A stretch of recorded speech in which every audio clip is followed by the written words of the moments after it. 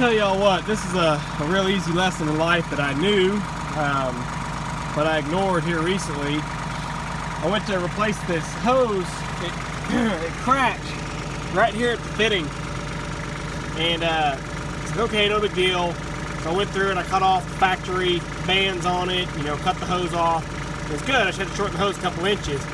Well, that day that I did that, I beat like crazy on this fitting to get it to go back in.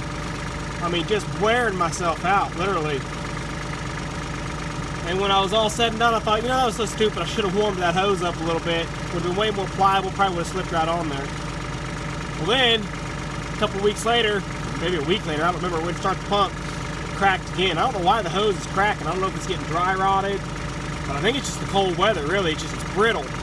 Well, I just now went to fix it again, and this time I wasn't so stupid. So I set up my propane tank here with my weed burner, and you know, I just got it propped up there so it's kind of shooting a nice flame upwards. And I held that hose over at not even a minute total, just to warm that rubber up just a little bit. Maybe got it to 100 degrees, I don't know. Not hot at all, really, didn't seem like. And that sucker slipped right on there. I mean, that flange, or that barb fitting on that cam lock, it was like it fell in there, you know. So I just wanted to share that. I know that sounds stupid, and again, it's real basic.